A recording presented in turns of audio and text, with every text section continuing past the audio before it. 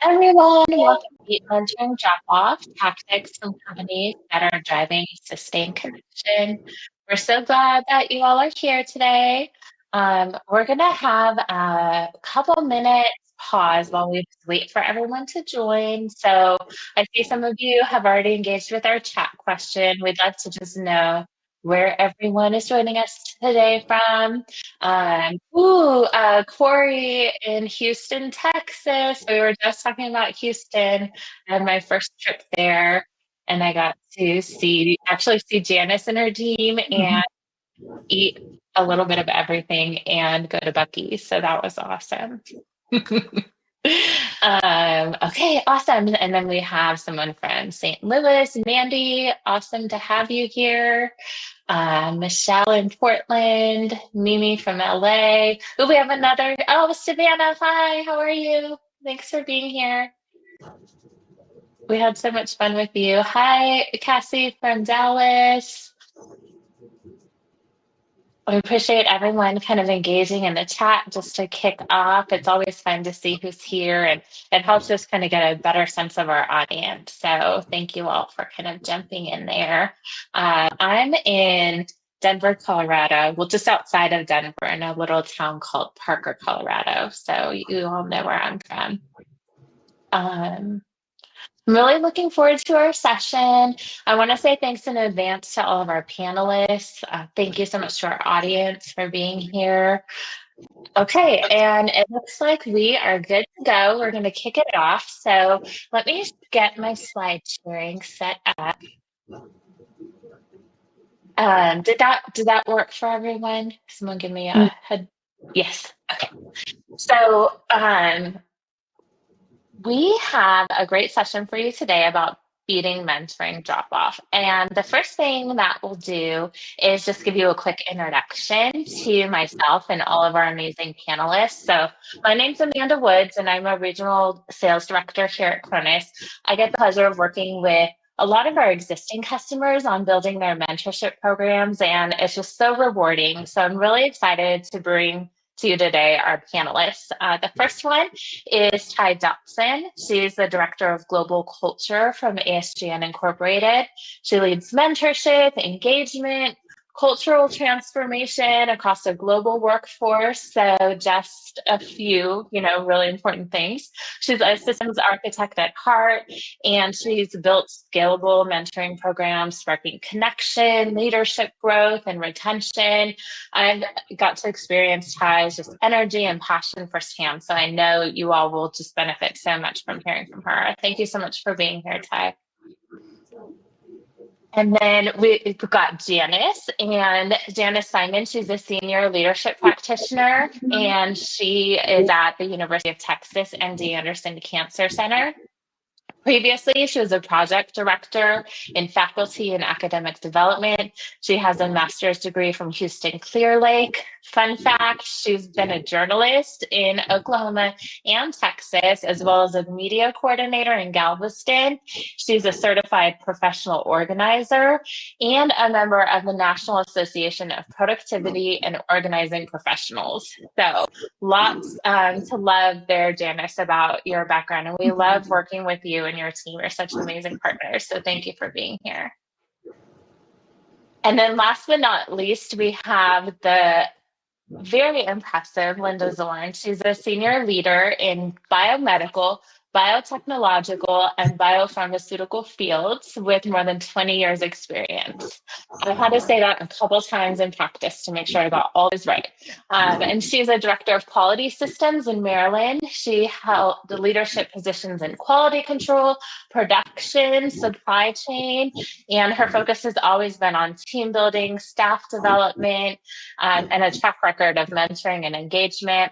She has her bachelor's in biotechnology and a master's in biomedical sciences. I always love how our clients in the mentorship space just come to us from all these really just diverse and amazing backgrounds. And on a fun note, she judges middle school and high school science fairs. So she's shaping the next generation on the side on top of all of that. So thank you so much for being here, Linda. Thanks so much. And let's look at our agenda. So today we are going to do introductions, which we have completed. So check that one. Challenges and mentoring programs. So let's just kind of level set what some of those challenges are.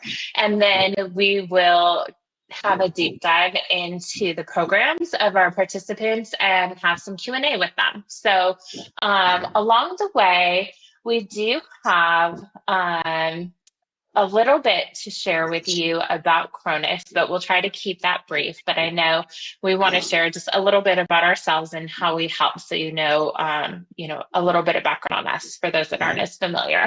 So we consider ourselves a purpose-driven development platform. We create mentorship and connection communities and really kind of combat the idea of people being disengaged from each other and not like feeling connected to themselves or their organizations. We help enterprises, government agencies, nonprofits, academic institutions, and we've been doing this for over 15 years. So the hallmarks of our platform are customer support, making our customers feel really secure and strategically supported, and then just the ability to scale and do things with large, complex global organizations. So if you want to learn more about us, you can always click the button that says request a mentoring demo. We'll capture a little bit of information from you and our team will get back to you right away. Some quick housekeeping things before we move on. One is if you have a question for our panelists, there is a tab at the top right that says Q&A. So you can put your questions for the panelists there and we will have time at the end to ask them. If you just want to chat with each other, then just stay on that chat page where we've all been talking about where we're from and you guys can enter messages. There's a really cool gifts too, so bonus points if anyone gives me a fun picture. And then there's a messages box if you want to send personal messages to each other. And then if that's all too confusing, then just put your question or whatever you want to say wherever you want, and our team is behind the scenes monitoring that for us. So we do have a very quick poll for you before we get started. So we're going to pull that up on the screen. And what we want to know with the poll is what role you play in your mentoring programs. So we have administrators, if you're running the thing, we have mentors, we have mentees, advocates, and then those that are just interested in learning more. So let's see.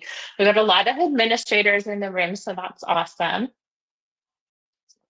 I wonder if we're letting you, can you all just pick one of these or can you be multiple? Because like for me, I'm a mentor and a mentee at the same time, and I feel so passionate about that.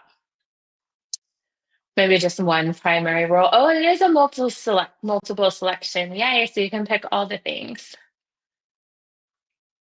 I feel like I would pick kind of all of them. Hi, Diana from Texas. We have a great turnout from Texas today. Ooh, I see someone from Littleton. Okay, do we want to give the poll a little bit more time, or do you feel like we probably have that ready to go? So we've got a lot of program administrators here, but then we do have people who are mentors and mentees. So that'll be good for our panelists to know as we continue on. So let me share my screen again. We want to talk to you all a little bit about mentoring challenges because that's going to be the topic of our Q&A. So as you're looking at this slide, put in the chat, is there anything else that you guys think about in terms of challenges? We have a lot of administrators here today. So some of the things that we thought that we hear from our clients, especially before they have software to support them, is poor matches. One thing that's really prevalent is just people like having time constraints and not being able to always keep their commitments. Not being sure what to talk about is a big one. You get to your session, it's like, okay, let's talk about our cats for 20 minutes, or how do we like really get into the meat of it? And then sometimes the energy just fades after the initial meeting. People are excited and then they have their first meeting and then it just we kind of get stuck back into our everyday day-to-day, and we don't really keep that momentum going. Giving and receiving feedback is always hard to do in just the right ways. I see another challenge in the chat Thank you so much, Cassie. Development goals of the mentee. How do we create a focus to the mentoring relationship? So that'll be a really good thing we'll talk about in the panel for sure, is making sure that we're aligning to the goals and making sure that they have like a clear outcome throughout the engagement. Okay, cool. So let's move on from there.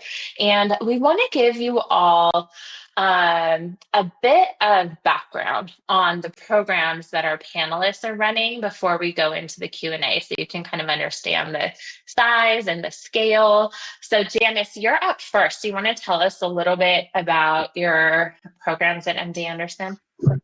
Absolutely.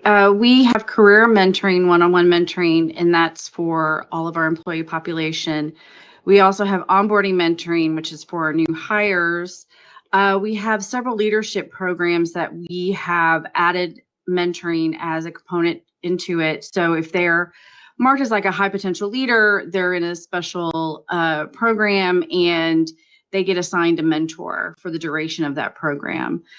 We also have collaboration circles, which has been growing like gangbusters, and it's really about, it's become more about hobbies and things. So it's like we have groups on, the first group that formed was on Pokemon Go.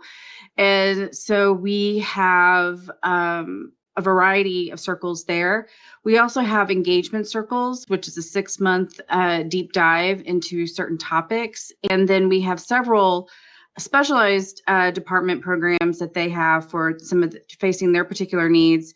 And we use a combination of admin and self-match. Awesome. Just a few programs. Do you want to talk a bit about some of these stats here and goals?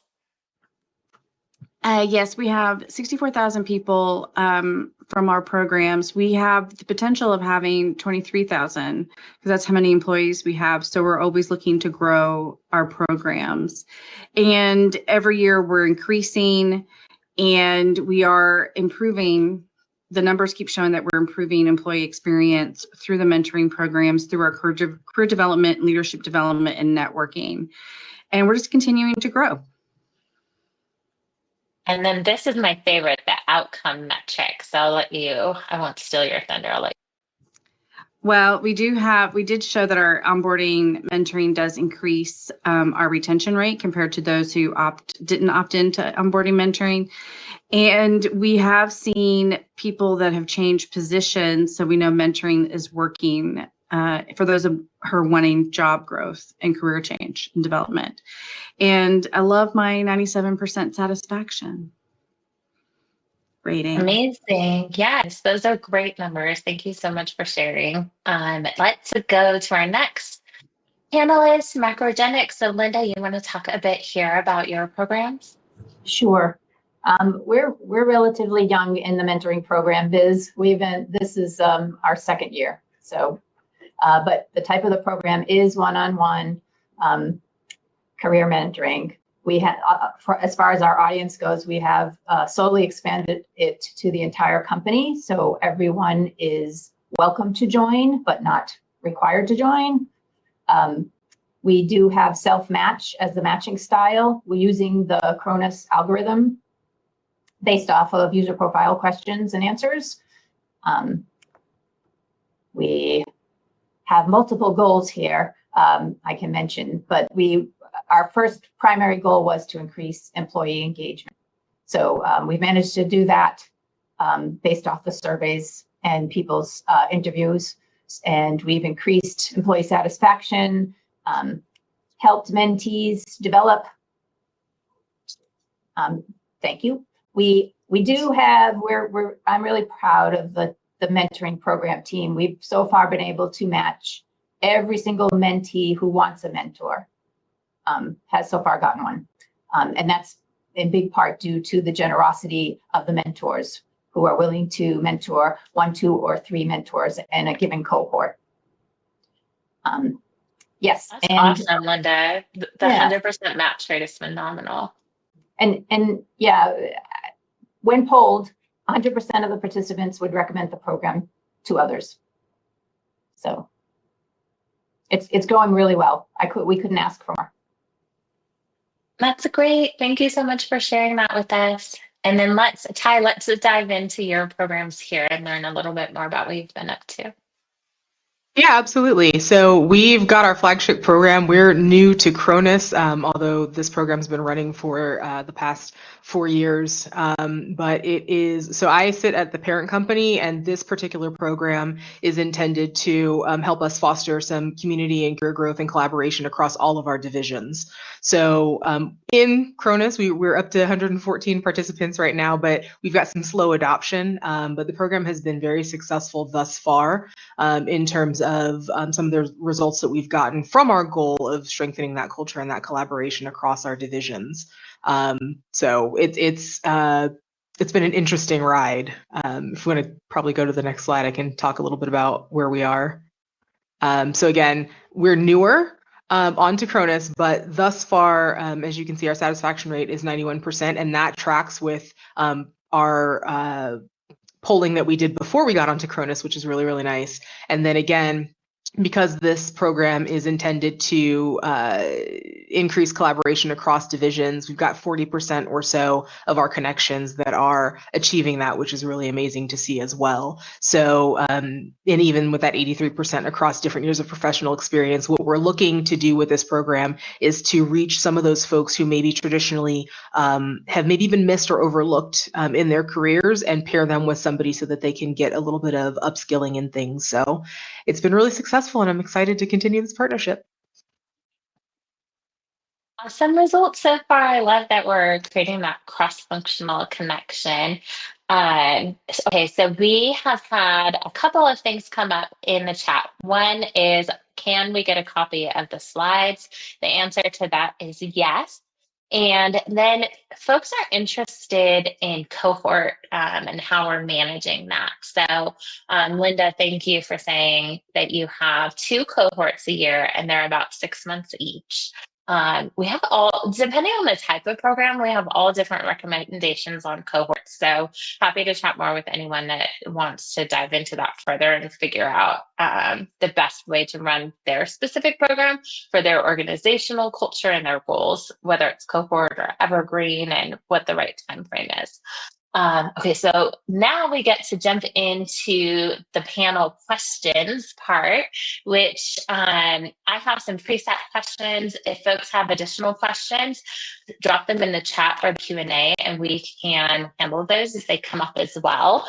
So our first question for the panelists is, what is the biggest challenge you faced in keeping mentoring participants engaged, and how did you address it? And it looks like, Janice, you had a story to tell us about this part of it. Well, it's like an ongoing target usually. And it's one of the things that we have done is we have made sample agendas for the mentors and the mentees. So people just aren't staring at each other, kind of blinking and wondering what to say. We still have engagement issues, but we're working hard to overcome those. And one of the other things that we do is we have like facilitation guides, and we have programs on how to be a mentor, how to be a good, mentee. And we just try to talk it out as much as we can. And the one thing that we did discover is that some of our mentors were worried about not being a good mentor.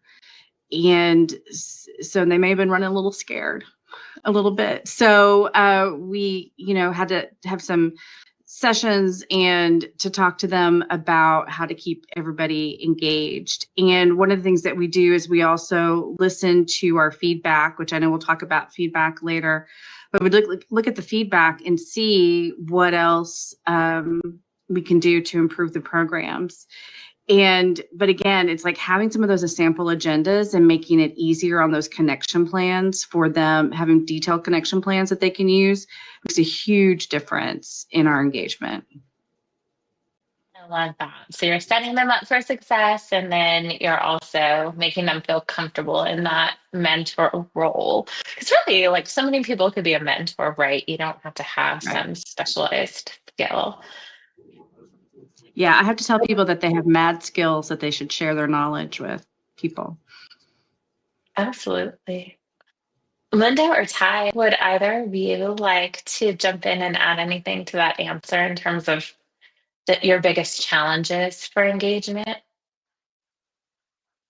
I think Janice hit the nail on the head. For us, it's making sure that your folks are not showing up and staring at each other for 45 minutes or however long the call is. So just preparing them as much as you can and letting them, giving them guidelines and parameters to make sure that they show up to the meetings. We find, and I don't know if Janice, if you've seen this, that for our program, because it's mentee led, providing the mentees with like, these are the types of things that you should be asking about and seeking from your mentor, helps to drive it. And then having the mentors be prepared for like, how do you react or respond when your mentees come to you with certain things is a good dynamic. Absolutely. I had a mentee reach out to me who said that he wanted to work in my department. And I'm like, well, that's not exactly mentoring. It's what we do here. And we don't have any job openings. And so we had to talk about what is mentoring. And that's why I love what Ty said about making sure the mentees are ready to go, that they know what they want to ask as well. Yeah, so Ty, that dovetails so nicely into our next question, which is how exactly do you set those expectations so that they know what they're getting into and they do like have that long-term engagement that we're looking for? Yeah, so what we have found is, simply put, clarity beats complexity, right? So what we've done is set those expectations early, for both mentors and mentees by having a kickoff guide. So the three things that we want to focus on are, how often do we meet, who owns the scheduling, and what does success look like, in that guide. So what we're encouraging them to do in the first meeting is to really think about alignment, right? What does each person want to get out of their relationship? Again, how would we like to communicate, both mentor and mentee? And then what are the guide rails, right? What are the things that you feel comfortable with? What are some things that you're absolutely not here to do? Just like Janice said, mentoring is not about, hey, I want to be on your team. How do I get hired? Necessarily. It's, more about, these are the skills that I'm looking to gain. Can you help me get there? So that upfront clarity is what we found makes it much easier to sustain the momentum throughout the duration of the relationship. So when you're talking about that kickoff framework, the three prompts that we have are, again, what do I want to share or learn? How often will we meet? And how do we want to communicate? Awesome. Those are such great tips. So Linda, let's bring you in on this. I want to understand like what drop-off points have you seen and what are you doing to make sure people stay engaged at those moments? Yeah, most teams who don't complete a partnership usually fall off during the second half of the cohort for us. So to maintain that enthusiasm and or re-engage participants throughout the cohort, we provide monthly status updates to all active participants, and they include where they relatively should be within the program, like how many meetings they should have had, which tasks they should have completed to date, etc. This usually reminds them to make sure they are on track and or to schedule the next meeting because it's fallen off their radar. In addition, we conduct one-on-one interviews halfway through, and that usually energizes them to help get them over the hump. And then we also include an assessment resource at the second half. The resource is embedded in the connection plan, and it's where they determine if tweaks or adjustments in the plan are needed, as well as if they still feel they're a good match and they're communicating well. Awesome. And I know, Linda, you're so big on like the emails and the nudges and the reminders. Can you talk to the folks on the line a little bit more about your kind of robust strategy there? Also, we don't want to overwhelm people, right? So what's that right balance? Absolutely. So once the cohort has started, now all bets are off before then. Marketing is crazy. But once the cohort has started, we only send them these monthly status emails, those updates. But we also use the software to send limited nudges and reminders at key points in the program. For example, we'll set up the software to send reminders to mentees who haven't requested a mentor yet, and they need to. Or we'll set up the reminders to mentors who have requests pending that they haven't responded to. And we also have one other reminder or nudge, and we've been able to, through Chronus, you can set the frequency. If people have been inactive for over a month, then they get a nudge to remind them time to schedule a meeting. Awesome. That's how you're getting that 100% connection rate. It's like we're going to find you if you're not accepting your match. So I love that. I saw something in the Q&A that I thought it would be good for us to address. So this is kind of like aside from our list of questions, but some folks are wondering, and they directed this to you, Janice, is like, what is a connection guide or what is a connection plan? And that is something I think a lot of my clients that come to me that haven't had software didn't have the opportunity to guide the relationship. So could you share a little bit more about that so everyone's kind of level set on what that entails? Absolutely. We also do the emails, nudges, reminders, all of those kinds of things too. But with the connection plan, particularly for onboarding mentoring, we made basically almost like a mini curriculum for 6 months. So for month 1, we had specific things that the mentees and mentors can discuss. So we didn't want to make it like onboarding, like orientation 2.0. We wanted to kind of go deeper into the culture of the organization. So we spelled out some things, and we gave the mentors discussion questions to help guide those conversations each month. One of the other things that we have is we have buy-in from our senior leaders as well, which really helps. We have our senior leaders when we have mentoring speakers talking about their mentors, the role that mentoring has played in their careers, how important it is. And so that helps us to have buy-in from them as well, because that helps increase engagement. And we also have made mentoring others as part of our evaluation process as well for leaders at certain titles. And so that helps. But buy-in from leadership is just so important. But we do spell out these very specific and very detailed connection plans, so people have, they can obviously go off script. We encourage that, but they have a guide to kind of get them started. Awesome. Yes, I love that answer, and that you kind of wove in the buy-in from leadership, because if we see, people higher kind of pushing and encouraging folks to be part of it, it allows them to create that space for themselves to participate. Another question for you, Janice, and Ty, I think you might have something to add to this too, because I know you're big on this as well, is like training. Like, what role does that play? How do we train mentors and mentees to be effective in a program? And how do you tailor that and keep people sort of like invested in that type of training? Mm-hmm. Ty, did you want to go first? Yeah. So for us, again, in this flagship program that we have, we do that training on the front end. So I will typically do a session I did a session at the beginning at the launch, so I have to figure out what the new cadence is going to be now that we have Chronus.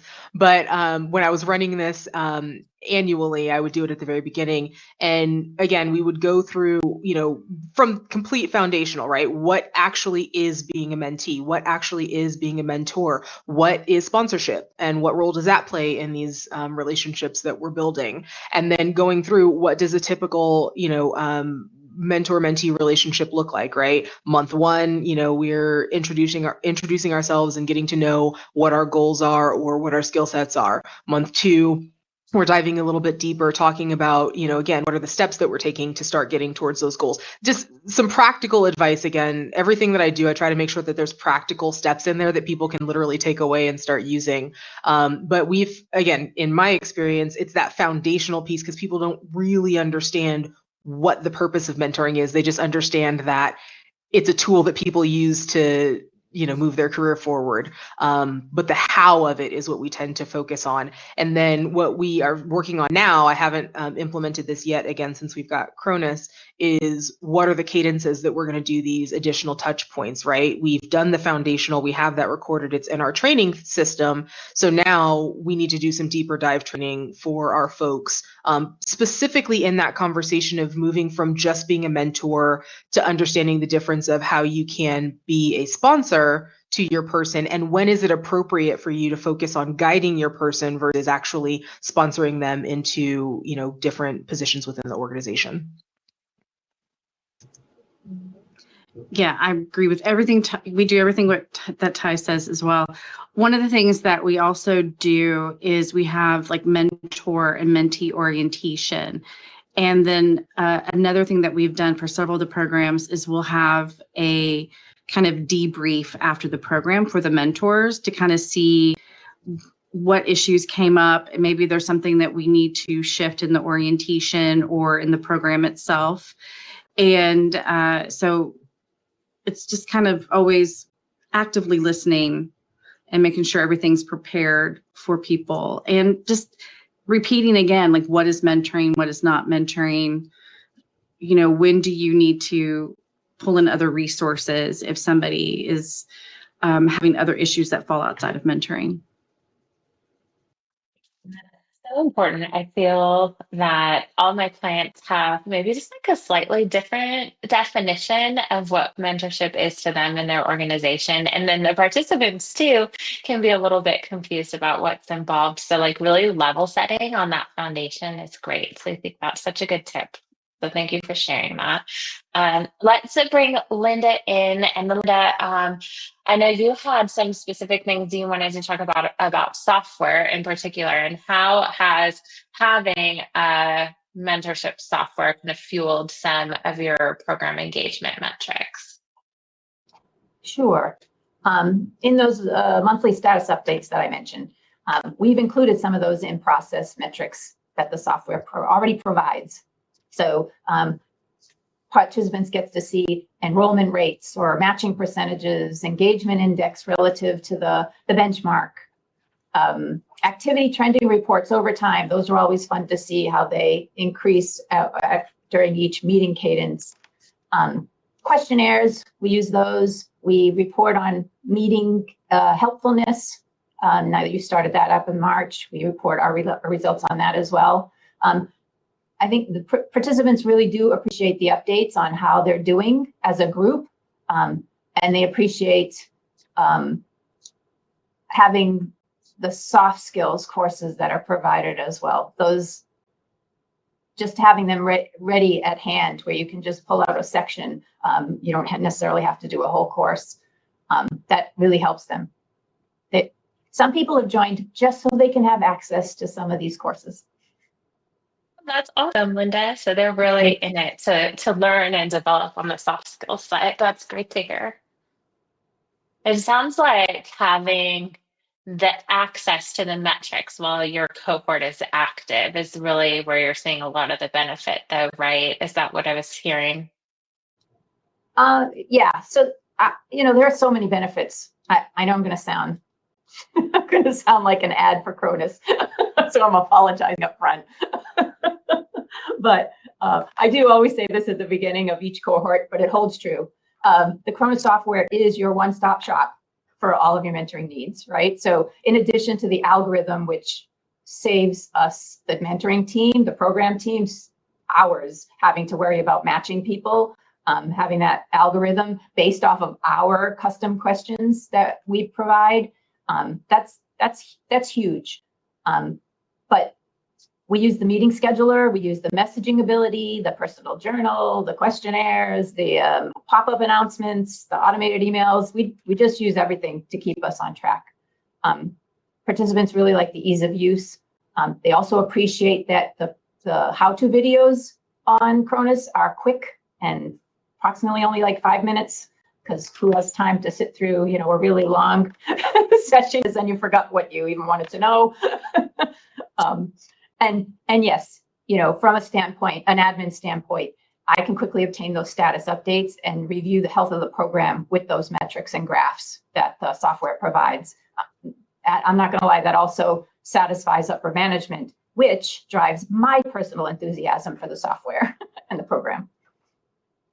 Awesome. Thank you so much for sharing that, Linda. I know this is your first cohort with software. Is there anything that you would add in terms of benefits that you've seen so far versus doing things more manually? I mean, again, echoing everything Linda said, but the just ability to capture the data is, I think, the biggest thing across the board, right? When I'm going in and talking to leaders across the organization at any level, I can specifically say, this is what we're seeing from our folks who not only in this program, but I actually have the data now to back it, or better data, I should say, to back those conversations where I can say, these are the skills or the opportunities that folks who go through this program have achieved. Or even with the mentee population, well, why should I do this? Why is this worth my time? Well, I've got folks that are going through this program who have experienced X, Y, and Z, and here's the feedback, the qualitative feedback that I have to back that as well. So across the board, it's night and day to have the data there. Awesome. Okay, and speaking of data, Janice, this question was for you. I know we've talked a little bit about like questionnaires and surveys, but we haven't really gone deep for the audience about what that really means. Can you talk about how you're using surveys and feedback and checking in on engagement while your programs are active? Yes, we have pretty detailed surveys, and we have a data analyst on our team who helps us craft questions so we can get good data to see exactly where the programs are being successful and where they're not. And we can use those to really kind of fine tune some of the programs that we run every year. And it's been really helpful because it gives us information that we may not have been aware of. And it's been super helpful for us to kind of figure out also like maybe where engagement drops off and where things kind of start going awry, that maybe we can try to address that.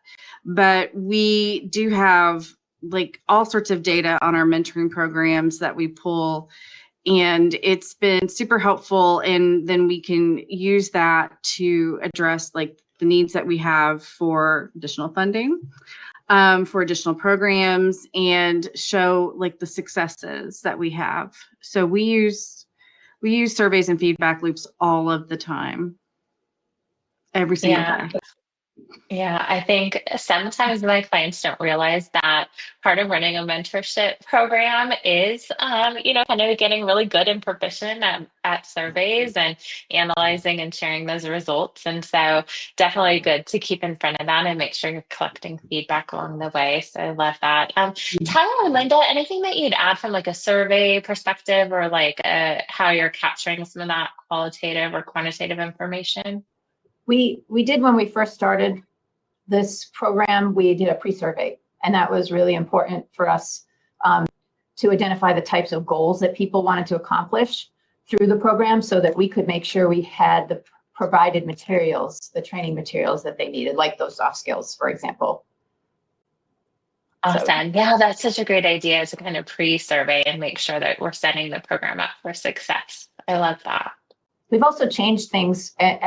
We review the mentor program admin team. We review every suggestion or comment, and we ask. I mean, you don't know unless you won't get anything if you don't ask sometimes, right? So we ask, and we've so far every time we've tweaked the connection plan a little more based off of comments or just confirmed cohort requirements.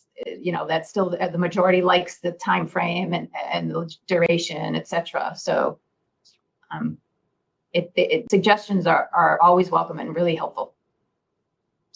Listening and then adapting to the feedback of the participants. I love that. We have kind of a fun question next for you, Ty, which is, sometimes we put all these plans in place and we have the best of intentions, and then things that we're dealing with, people and things might not go as planned. So could you share, maybe an example of when your best laid plans didn't work out quite as you expected and how you adapted?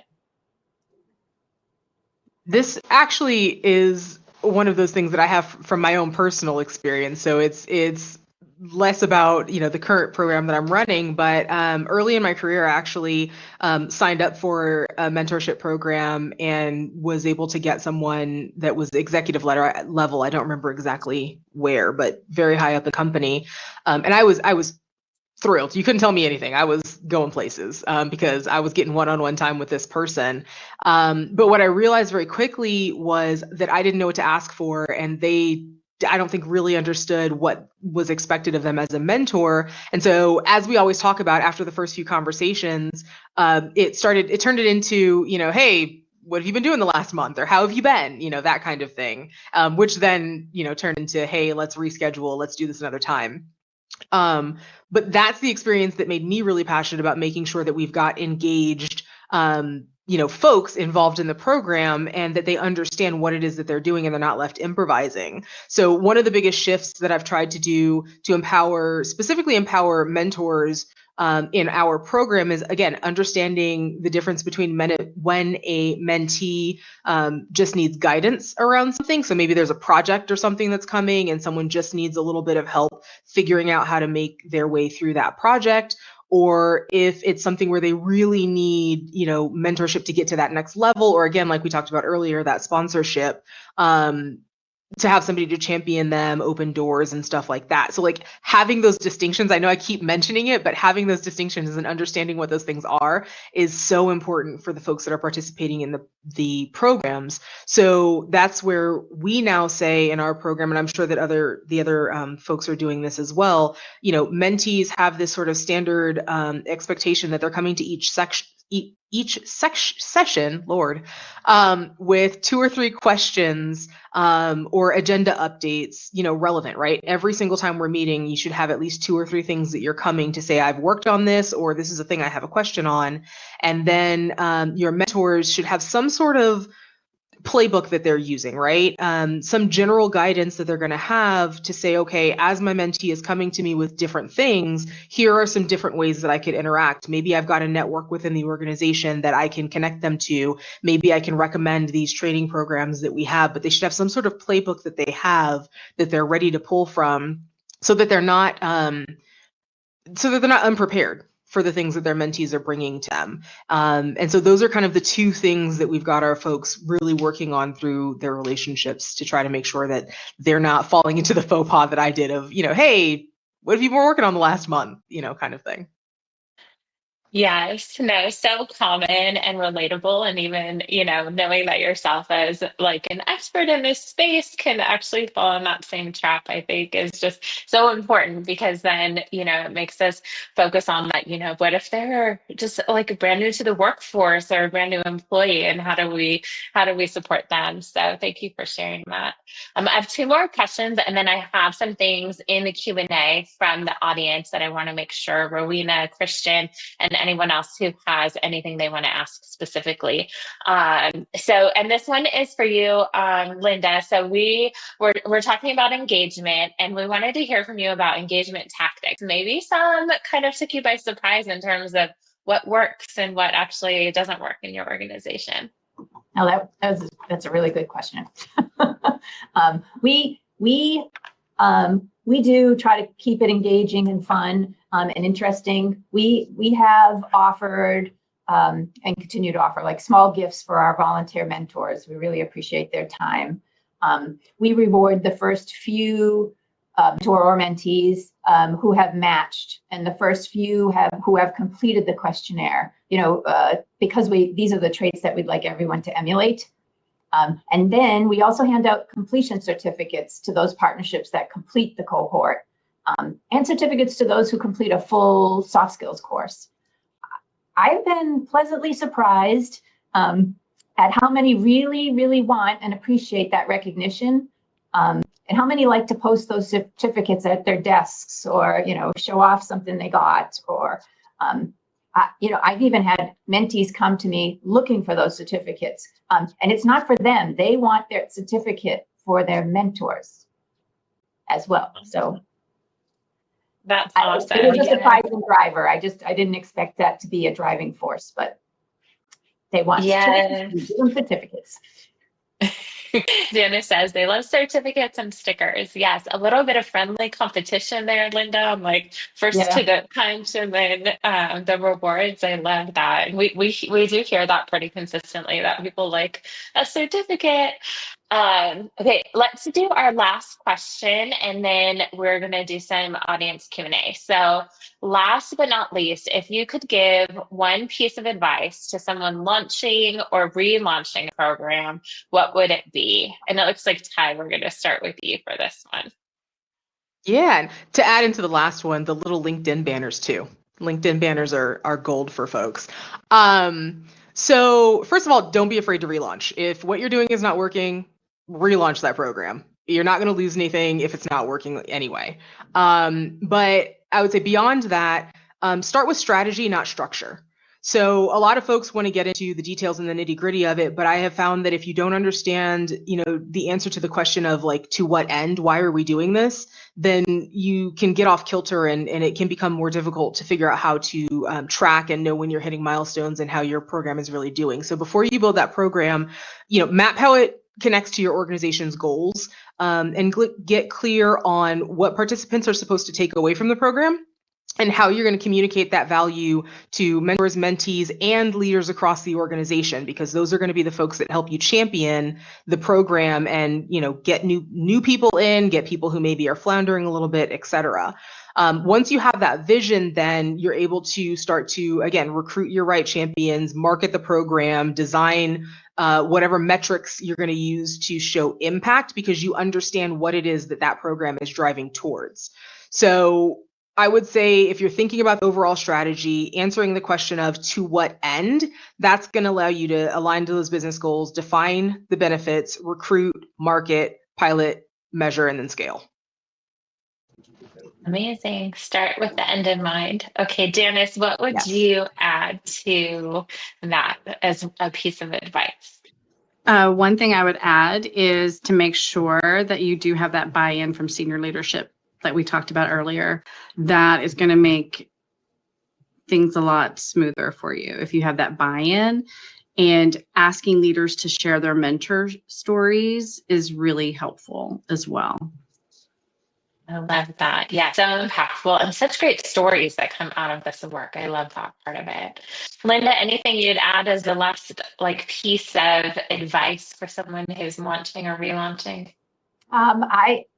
I would say heavily market ahead of time.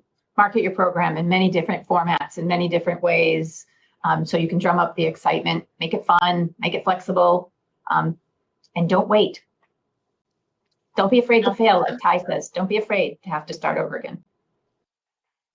Awesome. I love that. Okay, we're going to double click on marketing in the Q&A. So let me share my screen. So audience, what we want you to do is go into that Q&A tab and put any additional questions you have. And I've earmarked a couple along the way, but if you have more, put them in the chat now. And I'm going to give us just a little break by sharing a tiny bit more about Chronus while you all type in your questions. So Chronus believes really strongly in what we do. And we all have these stickers, speaking of stickers and recognition, on our laptops. And they say, organizations only reach their greatest potential when their people do. We help organizations create connected workplaces where people thrive.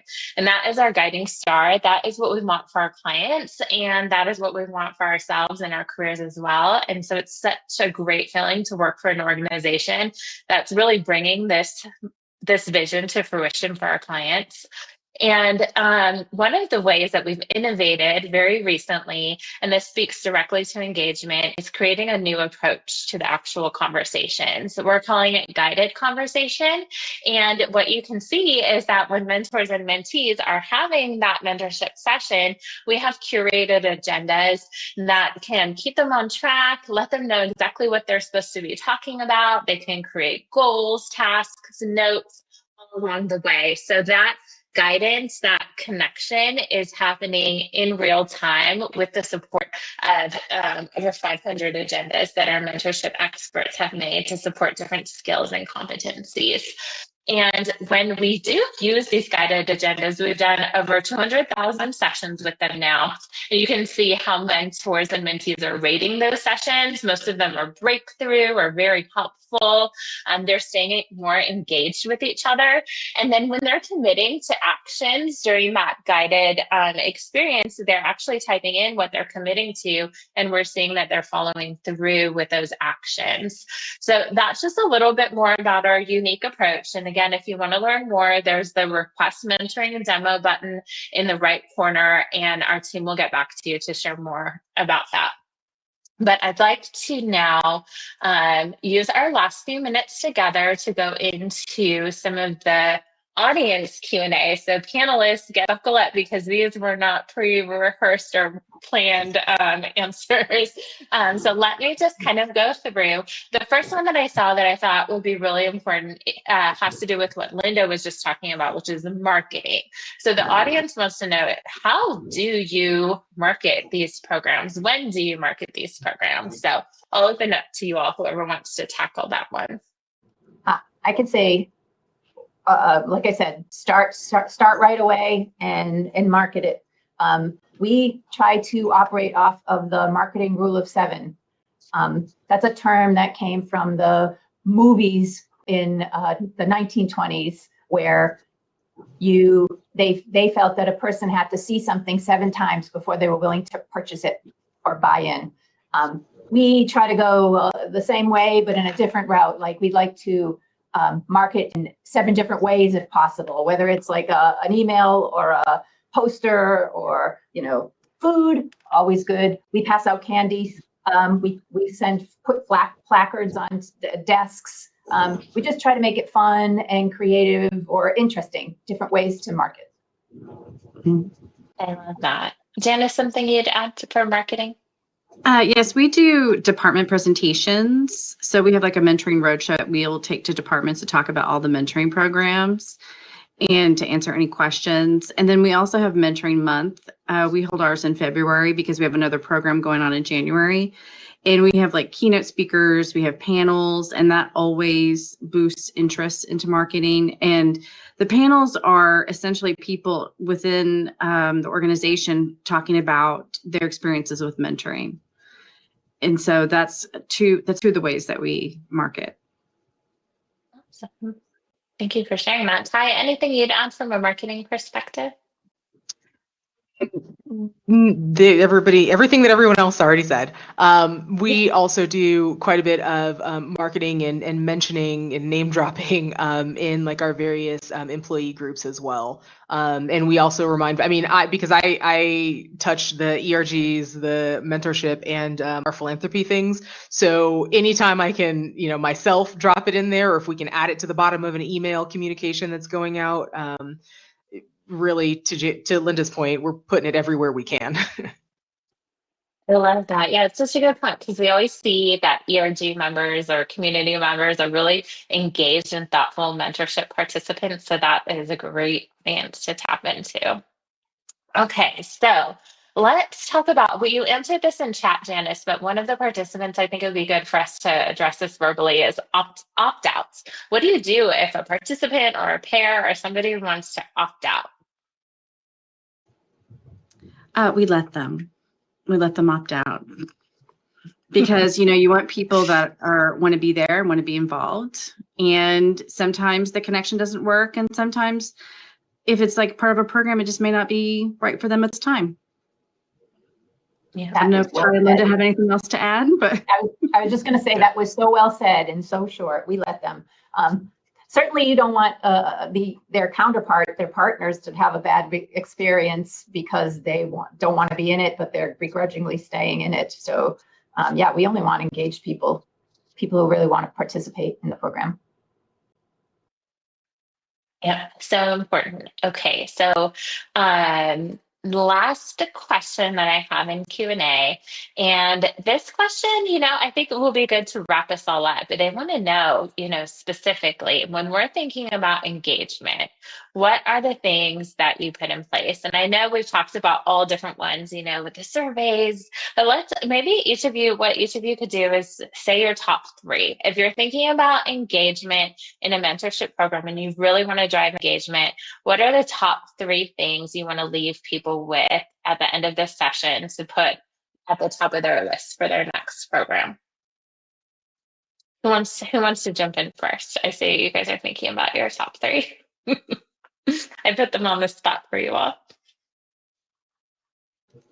Well, as an extrovert, I'm always happy to jump in. Thank you, Jen. But I repeat again, senior buy-in, very helpful. Having